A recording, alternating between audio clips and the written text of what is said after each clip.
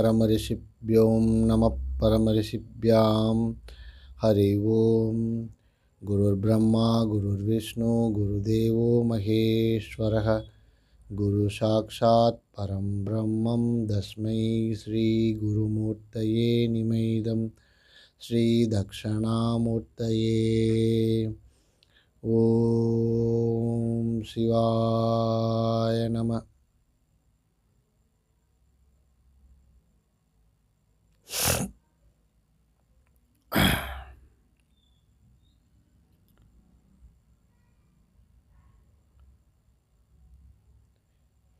இன்றைய காணொளியில்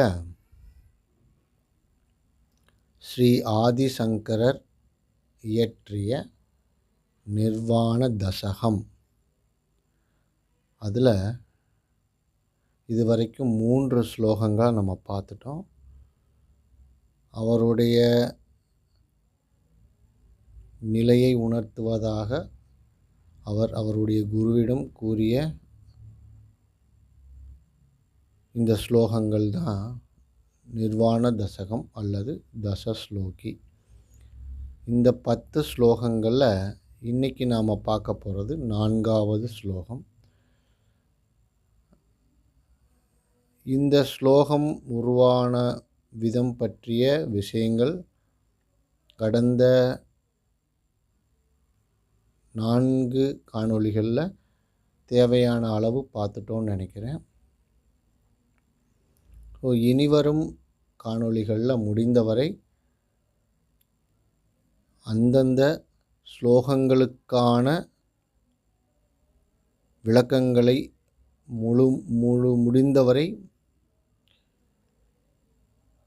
சுருக்கமாகவும் எளிதில் புரியும் வண்ணமும் சொல்வதற்கு அடியேன் முயற்சி செய்கிறேன். காரணம் என்னன்னா, இதில் அவ்வளவு விஷயங்கள் புதைந்திருக்குது.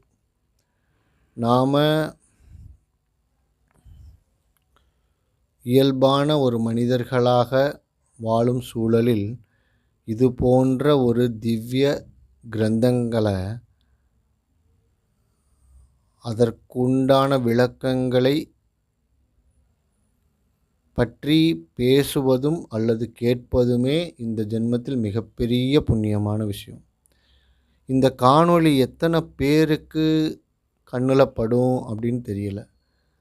அப்படி பட்டாலும் அதை முழுமையாக இந்த காணொளிகளை முழுமையாக கடைசி வரை கேட்கக்கூடிய அந்த மனோபாவம் இருக்கணும். அப்படி கேட்டாலும் அவர்களுக்கு இதன் மூலம் கூறப்படும் கருத்துகள் அவர்களுடைய ஆழ் மனம் வரை போகணும், அதை புரிஞ்சுக்கிறணும். இந்த மாதிரியான விஷயங்கள்லாம் நடக்கும் பொழுது அவர்கள் இந்த ஜென்மத்தில், இந்த ஜனனத்தில் அவர்கள் ஒரு நல்ல பக்குவ நிலையில் இருக்கிறார்கள்னு தான் நாம் சொல்ல முடியும். அதனால் இந்த மாதிரியான திவ்ய கிரந்தங்களை நம்ம பேசும் பொழுது அல்லது கேட்கும் பொழுது நாம்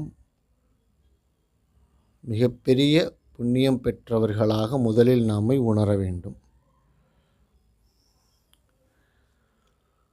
சரி, இப்போது இந்த 4வது ஸ்லோகத்தை ஒரு தடவை திரும்ப கேட்டுடலாம். न साङ्ख्यं न शैवं न तत्पाञ्चरात्मं न जैनं न मीमांसकादेतमन्त्वा वसिष्ठानुभूत्या विशुद्धात्मकत्वा तदेको वसिष्ठ शिवः केवलोऽहम्.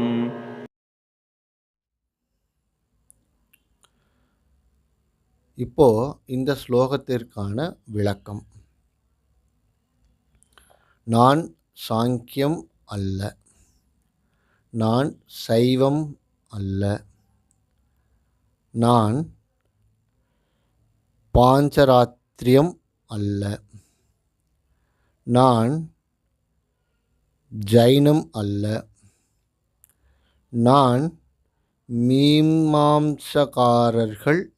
கூறும் மதங்களும் அல்ல. இவை அனைத்தையும் கடந்த சிறப்பான அனுபவத்தால் பரிசுத்தமான ஆத்ம ஸ்வரூபமான நிலையில் இருக்கும் சிவமே நான். இதுதான் இந்த 4வது ஸ்லோகத்திற்கான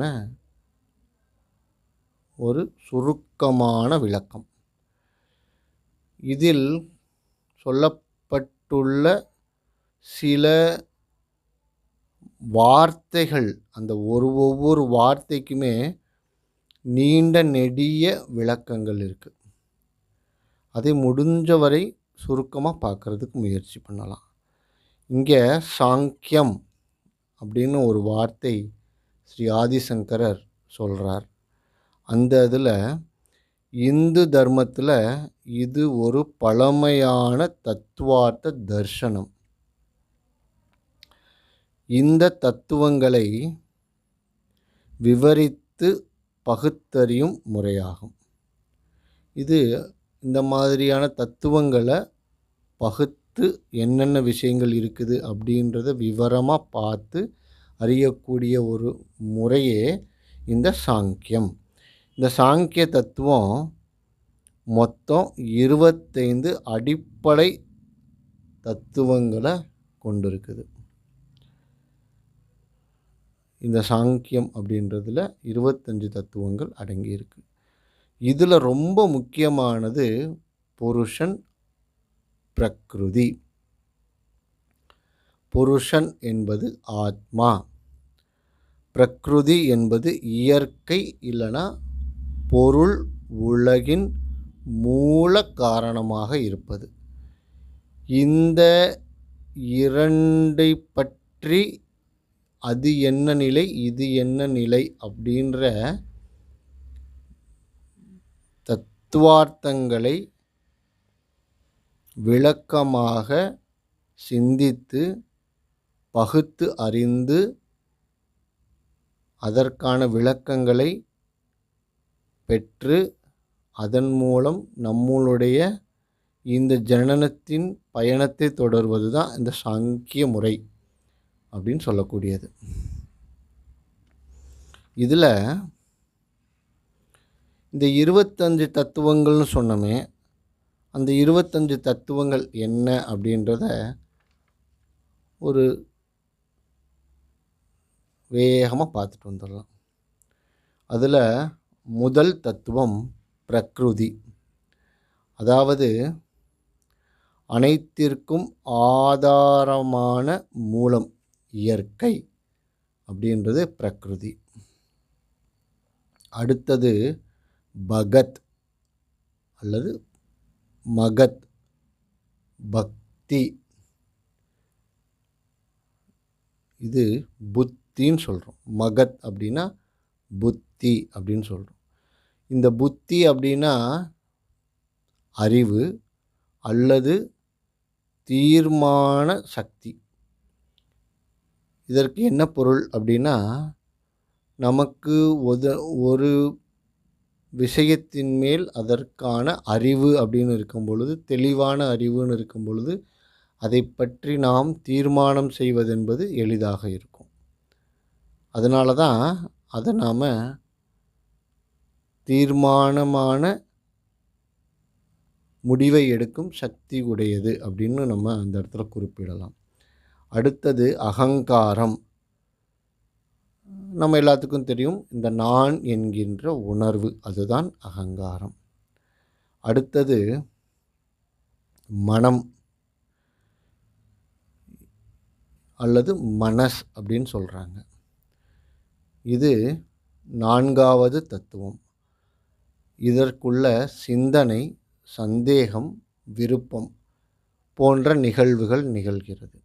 இதை அடிப்படையாக கொண்டு தான் மனம் என்பது இயங்குது அப்படின்றது இந்த சாங்கிய தத்துவத்தில் கூறப்பட்டுள்ளவைகள்.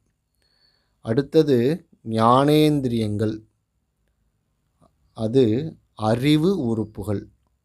நம்ம ஞானேந்திரியங்கள் மற்றும் கர்மேந்திரியங்கள் பற்றி நம்மளுடைய பழைய காணொளிகளில் பார்த்துருக்கோம். இதை பற்றி இங்கே என்ன சொல்கிறாங்கன்னா, கண், அதாவது இது ஒரு சூட்சும நிலைன்னு சொல்லுவாங்க. இதற்கு ஒரு திடமான ஒரு உறுப்பு நிலை இருக்காது. இவை அறிவு நிலை அப்படின்னு சொல்கிறதுனால தான் அதை அறிவு உறுப்புகள் அப்படின்னு சொல்லி இங்கே சொல்கிறாங்க, ஞானேந்திரியங்கள் அப்படின்றத. இதில் 5 தத்துவங்கள் இருக்குது. கண் என்பது பார்க்கும் தன்மையுடையது, அந்த பார்வை அப்படிங்கிற அறிவு. காது அப்படின்றது கேட்கக்கூடிய தன்மை, அதாவது கேள்வி ஞானம் உடைய அறிவு. அடுத்து மூக்கு, மனம், ஒவ்வொரு மலர்களின் மனம் அல்லது ஒரு பதார்த்தத்துடைய மனம், இந்த மாதிரியான மனங்களை அறியும் அறிவு. அடுத்தது நாக்கு, ருச்சி, அது இனிப்பாக இருக்கா, கசப்பாக இருக்கா, துவர்ப்பாக இருக்கா, உவர்ப்பாக இருக்கா அப்படின்னு அறியக்கூடிய அறிவு நிலை. அடுத்தது தேகம், தோல், தொடு உணர்வு. இந்த 5ம் சேர்த்து மொத்தம் 9 தத்துவ நிலைகள். அடுத்தபடியாக கர்மேந்திரியங்கள், இது செயல் உறுப்புகள் அப்படின்னு சொல்கிறாங்க. முதல்ல பார்த்தது ஞான உறுப்புகள், இது செயல் உறுப்புகள். இது கொஞ்சம் திடமானது. இதில் 10வது தத்துவமாக வாய், இது பேசுதலுக்கான ஒரு உறுப்பு.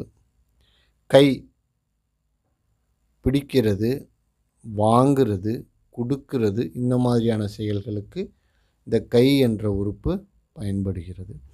அடுத்தது கால், ஒரு இடத்திலிருந்து நம் உடலை நகர்த்தி செல்வதற்கான ஒரு உறுப்பு இந்த கால். பயணிப்பதற்கான அடிப்படை உறுப்பு இந்த கால். அடுத்தது மலவாய். இந்த மலவாய் நம் உடலில் இருக்கும் கழிவுகளை வெளியேற்றக்கூடிய உறுப்பு, அதாவது விடுதல், வெளியேற்றுதல் அப்படின்றதுக்கான ஒரு செயலை செய்யக்கூடிய ஒரு உறுப்பு. அடுத்தது நம்ம சிறுநீரக உறுப்பு. இந்த உறுப்பு பெருக்கத்திற்கானது, அதாவது எந்த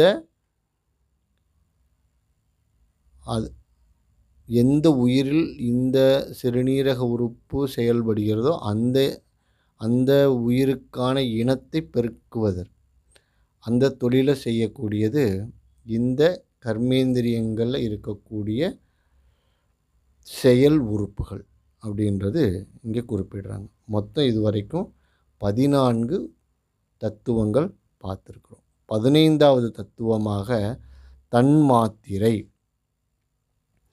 அதாவது சப்தம்னா சவுண்டு. இது 15வது தத்துவம். அடுத்தது ஸ்பரிசம். இந்த தன்மாத்திரைகள் என்பது சூட்சமத்தன்மையுடையது. அதில் நம்ம இந்த ஒளி நம்ம கேட்க தான் முடியும், அதை பார்க்க முடியாது இல்லையா? அதனால இது சூட்சம நிலை. அடுத்தது ஸ்பரிசம், தொடு உணர்தல் அப்படின்றதற்கான ஒரு அறிவு நிலை. அடுத்தது ரூபம் அப்படின்னா இதை உருவம் அல்லது லைட். இந்த லைட் அப்படின்றத ஒரு பொருளிலிருந்து வரக்கூடிய ஒளி. அடுத்தது கந்தம், மனம், இந்த நிலை. அடுத்தது ரசம், அது சுவை. இதோடு சேர்த்து மொத்தம் 19 தத்துவங்கள் பார்த்துருக்குறோம். 20வது தத்துவமாக பஞ்சபூதங்களில் ஆகாசம், 21 வாயு, 22 நெருப்பு, 23 நீர், 24 பிரக்ருதி அதாவது இந்த பூமி, 25வது தத்துவம் புருஷன் அதாவது ஆத்மா, சுத்த சாட்சியான ஆத்மா. மொத்தம் இந்த 25 தத்துவங்களை உள்ளடக்கியது தான் அந்த சாங்கியம் அப்படின்ற ஒரு வார்த்தை. இதோடைய முக்கியமான விஷயமே இந்த 24 தத்துவங்கள், அதாவது இந்த புருஷன் அப்படின்ற 25வது தத்துவத்தை விடுத்து மீதம் இருக்கக்கூடிய 24 தத்துவங்களும் இந்த பிரக்ருதி அப்படின்ற அமைப்பை சார்ந்தது. அந்த 25வது புருஷ தத்துவமான ஆத்மா. இந்த இரண்டிற்கும் உள்ள வேறுபாட்டை பகுத்து அறிந்து தெளிந்து உணர்வதே சாங்கியத்தில் மோக்ஷம் அப்படின்னு சொல்கிறாங்க. இதுதான் அந்த சாங்கிய நிலையில் மோக்ஷம் அப்படின்னு குறிப்பிடுறாங்க. இதில் அடுத்தபடியாக சைவம். இது சைவ மதத்தை குறிக்கிறது. நான் சைவ மதம் அல்ல. அடுத்தபடியாக நான் ஜைனம் அல்ல. ஜைனம் மதத்தை குறிக்கிறது. அது நான் ஜைன மதம் அல்ல. அந்த சைவ மதம் இல்லை அப்படின்னா அந்த மதம் அது சார்ந்த கோட்பாடுகள், அது சார்ந்த வழிமுறைகள், அது சார்ந்த பக்தி முறைகள், அது சார்ந்த வழிபாடுகள், சடங்கு சம்பிரதாயங்கள் இவைகள் அனைத்தையுமே ஒரே வார்த்தையில் சைவம் ஜைனம் அப்படின்னு சொல்கிறாரு. அடுத்தபடியாக பாஞ்சராத்திரம் அப்படின்னு ஒரு வார்த்தை இங்கே உபயோகிக்கிறார். இந்த பாஞ்சராத்திரம் அப்படின்றது வைஷ்ணவ சமயத்தில் ஒரு முக்கியமான ஒரு ஆகம முறை. அது ஒரு மரபு. அந்த மரபில் ஆராதனை மற்றும் கோயில் முறைகள் பற்றின சாஸ்திரம் அடங்கியது. இதில் பாஞ்ச அப்படின்னா 5 அப்படின்னு அர்த்தம். ராத்திரம் அப்படின்றது இரவு அப்படின்றது அர்த்தம். அதாவது 5 இரவுகளில் வெளிப்பட்ட ஞானம் என்று பொருள். புராணத்தில் நாராயணன் இந்த 5 இரவுகளில் இந்த ஆகம ஞானத்தை அருளினார் அப்படின்றது இந்த பாஞ்சராத்திரம் அப்படின்றதுக்கான பொருள். அந்த முறையும் நான் இல்லை. அடுத்தபடியாக மீமாம்சகாரர். இந்த மீமாம்சம் அப்படின்னா மீமாம்சா தத்துவத்தை பின்பற்றுபவர்களை மீமாம்சகாரர்கள் அப்படின்னு சொல்லுவாங்க. அப்போ இந்த மீமாம்சா அப்படின்னா என்ன அப்படின்னு நமக்கு தெரியணும் இல்லையா? அப்படின்னா மீமாம்சா என்பது சமஸ்கிருதத்தில் சொல்லக்கூடிய ஒரு வார்த்தை. ஆழமாக யோசித்து பார்த்தோம்னா அந்த ஒவ்வொரு விஷயத்தையும் நல்ல தீர்க்கமாக ஆழமாக ஆராய்ந்து விசாரணை செய்து அதை ஏற்றுக்கொள்வதற்கு மீமாம்சா அப்படின்னு பொருள். இந்து தர்மத்தின்படி 6 தர்சனங்களில் ஒரு தர்சனமாக இந்த மீமாம்சா அப்படின்ற நிலை இருக்குது. இதில் மீதம் இருக்கக்கூடிய 5 அதை பற்றி பேசுகிறதுக்கு உள்ளே போனோன்னா அது நீண்ட நெடிய ஒரு காணொளியாயிரும். அதை நம்ம எப்போ தேவைப்படுதோ அந்த சந்தர்ப்பத்தில் அதை பற்றின விளக்கங்கள் நம்ம பார்க்கலாம். இப்போ இந்த ஸ்லோகத்துக்கு உண்டான விளக்கங்கள் மட்டும்தான் நம்ம பார்க்குறோம். இதில் மீமாம்சையில் 2 பிரிவுகள் இருக்குது. ஒன்று பூர்வ மீமாம்சா, இன்னொன்று உத்தர மீமாம்சா அப்படின்னு 2 பிரிவுகள் இருக்கிறாங்க. இந்த 2 பிரிவுகளில் என்ன வேறுபாடுகள் அப்படின்றத பார்த்துடலாம். பூர்வ மீமாம்சா அப்படின்றது வேதத்தின் கூறப்பட்டுள்ள கர்ம காண்டம் அப்படின்றது யோகம், யாகம், யஜ்ஞம், பூஜை முதலிய சடங்குகளை தான் அவங்க முக்கியமாக கடமையாக எடுத்துப்பாங்க. வேதத்தின் கர்ம காண்டத்தையும் யாகம், யஜ்ஞம், பூஜை இதுதான் அவங்களுக்கு முக்கியம். அடுத்தது சரியான கர்மம்னா நமக்கு தெரியும் செயல். அதை செய்வது தான் அவர்களுடைய முக்கியமான ஒரு நிலையாக வச்சுருப்பாங்க. அப்படி செய்தால்தான் நற்பலன்கள் கிடைக்கும் என்று அவங்க எப்பொழுதுமே வலியுறுத்திக்கிட்டே இருப்பாங்க. அதனால் தீய வினைகள் தரக்கூடிய கர்மாக்களை அவர்கள் செய்யாமல் இருக்கணும் அப்படின்றதுல அந்த இந்த பூர்வ மீமாம்சாக்களுக்கு ஒரு கட்டுப்பாடு இருக்குது. அடுத்தது இவங்க குறிப்பிடுகிற தர்மம், அதாவது தர்ம வழி அப்படின்னு என்னான்னு கேட்டோம்னா, வேதாந்தத்தில் கூறிய சடங்குகளே அவர்களுடைய கடமை. அந்த கடமைகளை நிறைவேற்றுவதே இவர்களுக்கான தர்மம். இதுதான் பூர்வ மீமாம்சா அப்படின்னு பொருள், அவங்களுடைய அந்த வழிமுறைகள். இப்போ உத்தர மீமாம்சா அப்படின்னா இது வேதாந்தம். அப்படின்னா என்ன அர்த்தம்? உபனிஷதங்களை அடிப்படையாக கொண்டது இது. உபனிஷதங்கள்னால் வேதங்கள், அதற்கான அறிவு, அந்த உபனிஷத்துன்னு சொல்கிறோம் இல்லைங்களா, அந்த வேதங்கள் தான் உபனிஷத் அப்படின்னு சொல்லி இன்னொரு வார்த்தையில் குறிப்பிடுவாங்க. அந்த உபனிஷத் அப்படின்னா உபனா சமீபமாக அதை பற்றின எப்பயுமே அந்த வேதாந்தத்தோடையே இருப்பது, வேதாந்த நிலையிலேயே தன்னுடைய வாழ்க்கையை பயணிப்பதுன்னு அர்த்தம். இது ஆத்ம ஞானத்தை வலியுறுத்துவது. இது எப்பயுமே ஆத்ம ஞானம்தான் இவங்களுடைய முக்கியமான நோக்கமாகவே இருக்கும். அதில் வழிபாட்டு விழிமுறைகள், சடங்குகள், யாகம், யஜ்ஞம், கர்மகாண்டத்தில் கூறப்பட்டிருக்கும் தர்மங்கள் இந்த மாதிரி இருக்குது. ஆனால் இங்கே ஆத்ம ஞானம்தான் முக்கியம்.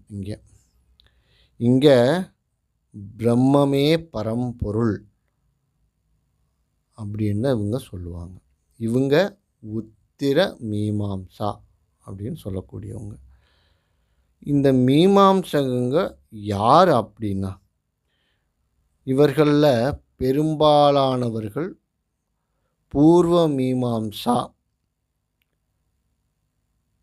அப்படின்னு பின்பற்றுபவங்களை தான் இவர்கள் மீமாம்சக்காரர்கள் அப்படின்னு சொல்கிறாங்க.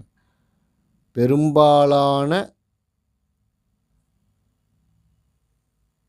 விதங்களில் பின்பற்றுபவர்கள், நம்மை சுற்றி இருப்பவர்கள் எல்லாத்தையும் பார்த்தோம்னா பெரும்பாலான செயல்கள் எல்லாமே பூர்வ மீமாம்சத்தை பின்பற்றியதாகவே இருக்கும். உத்தர மீமாம்சகாரர்கள் இதில் அந்தளவுக்கு உள்ள இயல்பாக இருக்க மாட்டாங்க. காரணம், இந்த கர்ம காண்டம் அப்படின்ற நிலை இந்த இயல்பான வாழ்க்கை முறையில் அவசியப்படுகிறது. ஒவ்வொரு மனிதனும் நற்செயலை நியாய தர்மங்களுக்கு கட்டுப்பட்டு செய்யணுன்றதுனால இந்த கர்ம காண்ட நிலை அப்படின்றது அந்த பாகம் ஒவ்வொரு மனிதனுக்குள்ளேயும் இந்து சமயத்தில் அவர்கள் மேல் கற்பிக்கப்படுகிறது. அப்போ இந்த கர்மகாண்ட பதிவுக்குன்னு உள்ளே வந்துட்டோம்னாலே பூர்வ மீமாம்சா அப்படின்ற நிலை ஆட்டோமேட்டிக்காக அவங்களுக்குள்ளே வந்துடும். அப்போ தான் அவர்கள் வழிபடும் முறை, யாகம், யஜ்யம் மற்றும் பூஜை முதலியவைகள் அந்த சடங்குகள் பின்பற்றுவதாக வந்துடும். அது அப்போ பெரும்பாலான விஷயம் இருப்பவர்கள் பூர்வ மீமாம்சாக்களே இங்கே இருக்கிறாங்க. அதனால் மீமாம்சக்காரர்கள் அப்படின்னு சொன்னாலே அவர்கள் பூர்வ மீமாம்சாவை பின்பற்றுபவர்களாகவே இருக்கிறாங்க. இவங்க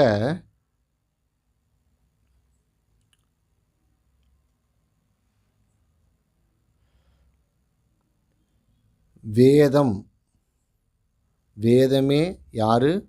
உத்தர மீமாம்சக்காரர்கள். இவங்க எப்பொழுதுமே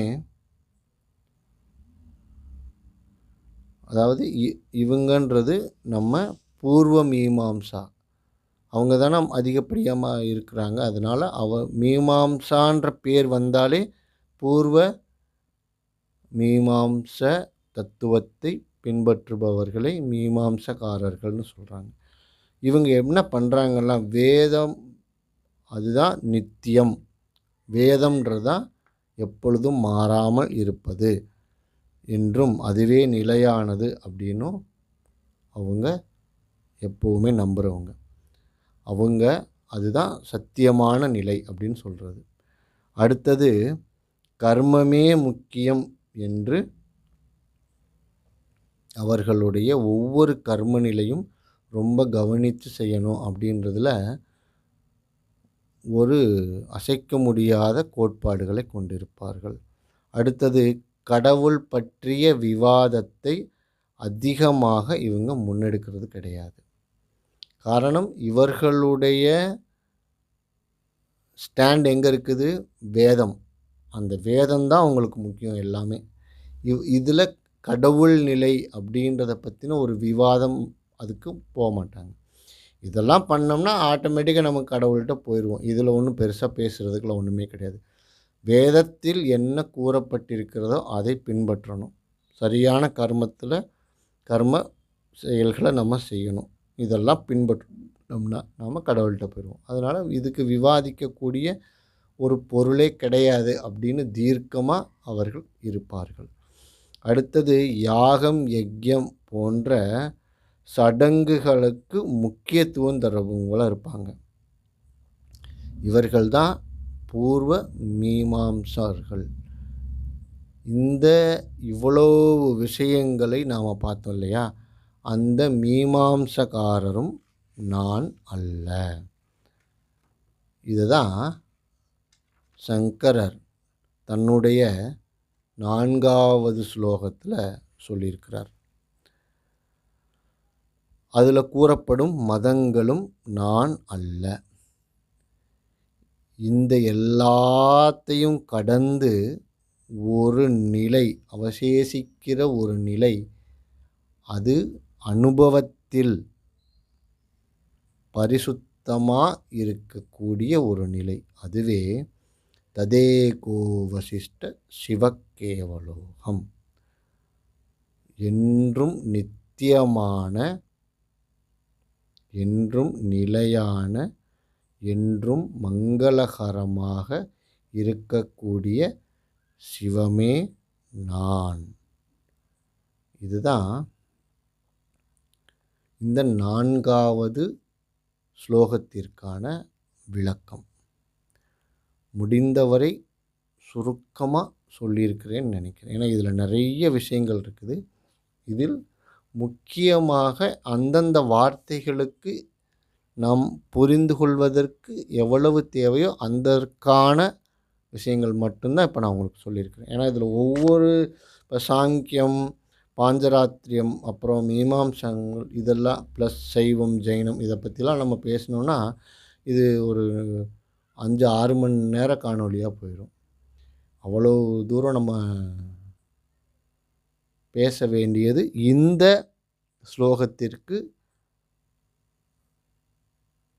பொருத்தமானதாக இருக்காதுன்னு அடியேன் கருதுறதுனால இதை முடிந்தவரை அந்தந்த வார்த்தைகளுக்கான அடிப்படை விளக்கங்கள் மட்டும்தான் இதில் நாம் பார்த்துருக்குறோம். இப்போது நம்மளுடைய 5வது ஸ்லோகத்தை பார்த்துடலாம். न शुक्लं न कृष्णं न रक्तं न पीतं न पीनं न कुञ्जं न ह्रस्वं न दीर्घं रूपं तथा ज्योतिराकारकत्वा तदेको वसिष्ठ शिवः केवलोऽहम्. இதற்கான விளக்கம் வழக்கம்போல் அடுத்த காணொளியில் நாம் பார்க்கலாம். ஓம் சிவாய நம. அன்பே சிவம் அன்பே சிவம் அன்புமயம் சிவலோகம் அன்பே